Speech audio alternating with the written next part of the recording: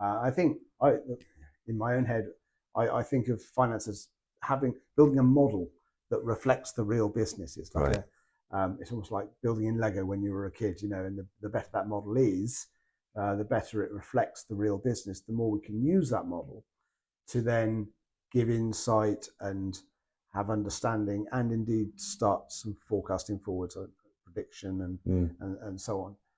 And I think having a good model is very much about understanding how the business really operates at its roots. What are the USPs? What are the real drivers?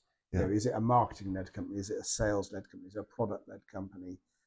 All of these reflect how you then go and build a business model. And we've built hundreds of different models. And it always surprises me, even in similar industries or the same industry, how there are subtle differences in the modeling of one organization compared to another. And it gives them a USP.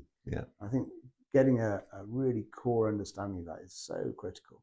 I think you're right. And that's something I really discovered early on in my career, literally within the first year that I was in my first job outside of practice, because there was this automation project they were doing, and they said, "I'll go and help them with the business case," and so the whole thing was, the business case was the costs are X, they will be X minus something. That's the justifications for spending X £100,000. So my approach to that was basically to go and talk to the operations people. How are you doing it? What costs are involved in doing this particular thing that we're automating?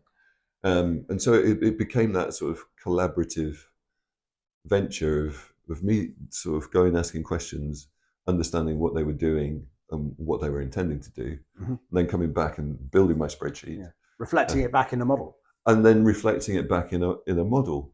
And it's interesting then that model then it kind of got legs.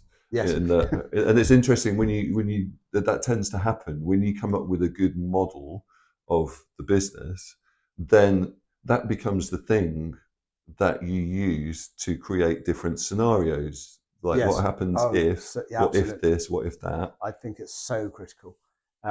It's understanding the range of variables that go into a model, and therefore the range of outputs and directions that you can get, and what are the more likely combinations and less likely combinations. It's you don't hear it used so much anymore, but it's sensitivity analysis. Put a different set of what if scenarios.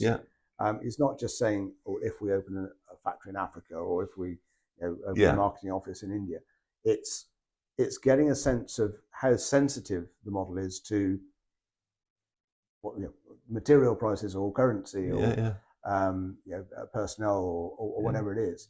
I think that's, and you really do need, in my view, once you get to a decent size, what you build that model in is so important. And we've seen the Excel models. So I'm sure you've seen a few in your time. Yeah, definitely. I've seen really good ones, and I've seen really shocking ones. Excel gets stretched in so many different directions, often beyond its limits, I think.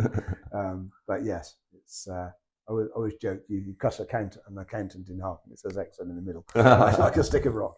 So,